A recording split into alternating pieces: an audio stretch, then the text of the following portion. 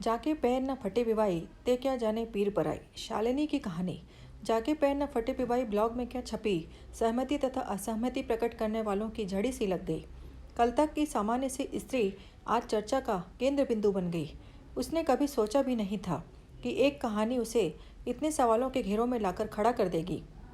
WhatsApp पर तथा पत्रों के द्वारा न जाने कितनी ही स्त्रियों ने उससे अपने अपने अनुभव बांटने शुरू कर दिए और पत्रों को हाथ में लिए लिए शालिनी सोचने लगी कि क्या कभी सासू माँ का व्यवहार अपनी बहुओं के लिए बदलेगा। कितनी बार उसकी मित्रों ने अपनी अपनी सासू माँ की शिकायतें की थी, पर हर बार वह सबसे अपने अनुभव के आधार पर यही कह दिया करती थी कि यह निर्भर करता है आप पर, आप किस प्रकार अपने ससुराल में संतुलन बैठाते हैं। पराया घर पराए लोगों को अपना बनाने में समय तो लगता ही है। हम लड़कियां ससुराल पहुंचते ही क्यों यह सोचने लगते हैं कि सब कुछ हमारी ही मर्जी से हो। मेरा ससुराल देख लो कितना अच्छा परिवार है। 15 वर्ष बीत गए। इन 15 वर्षों में न जाने कितनी बार शालिनी ने अपने ही मित्रों को उनकी ही गलतियां बताकर चुप करा दिया था। घर और नौकरी के बीच उचित तालमेल बिठाती शालिनी हमेशा सोचा करती थी कि घर वाले उसे एक आदर्श बहू जरूर मानते होंगे, पर एक दिन उसकी ज़िंदगी में जो हुआ उससे अच्छे परिवार का दावा करने वाली शालिनी के विश्वास के टुकड़े टुकड़े कर दिए। इतने वर्ष बीत गए थे सास ससुर की सेवा करते, हर पल उसके मन में यही ख्याल रहता कि कहीं किसी बात की कमी न रह जाए।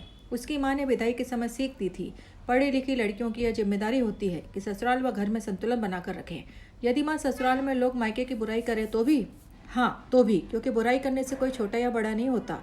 तुम्हें क्या लगता है कि कोई यदि ये कह दे कि तुम्हारे भाई बहन ऐसे या माता पिता वैसे हैं तो वैसे हो जाएंगे? इससे क्या फ़र्क पड़ता है बेटा? फ़र्क पड़ता है माँ, बहुत फ़र्क पड़ता है। इसका मतलब तुम हमें लोगों की निगाहों से तौलती हो न? ऐसा नहीं है माँ। कई बार सास ने ऐसा कुछ कहा कि वह थोड़ी देर के लिए विचलित भी हो गई, पर माँ की सीखों की वजह से उसे ससुराल में तालमेल बिठाने में कोई विशेष तकलीफ नहीं हुई। लेकिन जब 15 सालों बाद एक दिन माताजी ने यह कहा कि मेरे समीर के लिए बहुत से रिश्ते आ रहे थे, नीरज दुबे जी की लड़की तो बहुत सुंदर थी, अच्छा दान दहेज भी मिल रहा था, शालिनी का मुंह खुला का खुला रह गया। मन किया कि कहते कि जब अच्छी लड़की और अच्छा दान दहेज मिल रहा था तो क्यों नहीं कर दी शादी। यदि कर ली होती तो आज पछताना तो नहीं पड़ता, पर कभी जवाब नहीं दिया था, इसलिए चाहकर भी कुछ नहीं बोल पाई। उस दिन उसे एहसास हुआ सासू माँ कभी अपनी माँ नहीं बन सकती और ना ही ससुराल अपना घर। उस दिन उसे समीरा की बात याद आई, कैसे बिलक बिलक कर रोया करती थी। ऐसे तो उसकी सासू माँ हमेशा कुछ ना कुछ कहा करती थी, लेकिन जब उसकी सासू माँ लोगों के बीच हंसते हुए यह कहा, यादव जी तो कह रहे थे कि बाबा इस घर में शादी करने लायक नहीं क्योंकि लड़की का गांव शहर से बहुत दूर है, सवारी भी नहीं मिलती, तब वह टूटकर बिखर गई और रोते रोते कहने लगी, अब तुम ही बताओ शालिनी, शादी मुझसे करनी थी या मेरे गांव से? और ऐसा कहने वाले लोगों का हाल सुनो। उनके अपने घर में चारों तरफ अभाव ही अभाव था।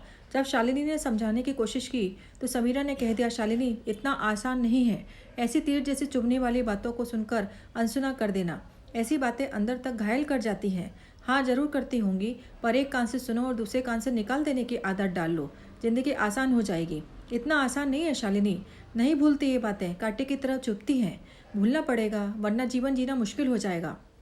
अभी ये बातें चल ही रही थी कि कुसुमा आई और बातों में रस लेते हुए बीच में बोल ऊपर बैठ गई। बात खत्म होने पर समीरा को समझाने की जगह अपना दुखड़ा रोते हुए बोली, मैं समझ नहीं पाती हूँ ये ससुराल वाले कब बहुओं का दुख समझेंगे। खुद तो सारी जिम्मेदारियों से मुक्त हो चुके, अब हमें अपने बच्चों को पढ़ाने दे।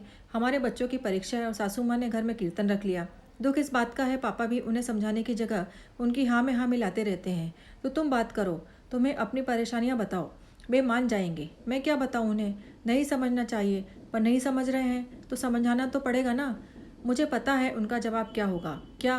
वो यही कि बड़ी मुश्किल से लोग माने हैं, बड़ी बरक्कत होती है पूजा पाठ करने से, तुम भी कर लिया करो। वे तो बिना सोचे समझे कुछ भी बोल आती है, फिर सारा कुछ हमारे सिर पर पड़ता है। अब लो लग जाओ काम वालियों की तरह, 100 लोगों का खाना बनाओ, पूजा के लिए प्रसाद बनाओ, काम करें हम और नाम होगा माता जी का। लगता है तुम्हारे पति भी मेरे पति की तरह कुछ नहीं कहते, समीरा ने कहा। कुसुमा ने गहरी सांस ली और बोली, पुरानी औरतों के पास न जाने कैसा जादू होता था कि पति और पुत्र दोनों को वश में करना आता था। मजाल है कि कभी पिताजी या अभय कुछ बोलते हैं उनकी बातें काटे। जादू तो आता है, मैंने देखा है। दरअसल पहले स्त्रियां किसी के सामने कुछ नहीं कहती थी। मेरी माँ भी कभी कोई बात किसी के सामने नहीं कहती। एक हम हैं जो कहना होता है जहाँ कहना हो, जिससे कहना होता है, बिना सोचे समझे सबके सामने कह ही देते हैं। यही ठीक है, शालिनी ने कहा। ठीक नहीं है शालिनी, जो बोलना है जिससे बोलना है मेरी सास की तरह उससे ही चुपचाप बोलना चाहिए, ताकि कोई और ना सुने और आप अच्छी की अच्छी बनी रहें। नहीं, ऐसा नहीं करना चाहिए, शालिनी ने समझाया। तो क्या करना चाहिए? करना क्या है? ससुराल में माता पिता हमारी बातें शायद न सुने, पर जब यही बात उनके बच्चे उन्हें समझाएं तो शायद असर होता होगा और उन्हें बुरा भी नहीं लगेगा। इसलिए कोशिश करके अपने देवर, ननद या पति से बात करो। बड़ी रहस्य भरी मुस्कान के साथ कुसुमा ने कहा, शालिनी, तुम्हें क्या लगता है कि हमने यह प्रयास नहीं किया होगा? फिर क्या? हर बार जवाब मिला कि मेरी माँ बहुत सीधी है, ना समझ है, भोली है, वे ऐसा कर ही नहीं सकती।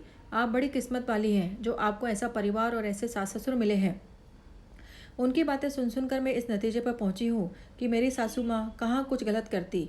दरअसल कभी उनकी नासमझी, कभी उनका सीधापन, कभी उनका भोलापन, कभी उनकी उम्र की गलतियाँ करती हैं। माँ कहाँ कुछ करती या कहती है। यह बात को भी 2-4 साल हो गए। आज शालिनी की सास के द्वारा कहे गए वाक्य ने शालिनी को समीरा व कुसुमा के दर्द को नए तरीके से सोचने के लिए विवश कर दिया। आज उसे समीरा की बात की सार्थकता नजर आ रही है। उसने सत्य ही कहा था कि जाके पैर न फटे बिभाई, ते क्या जाने पीर पर आई।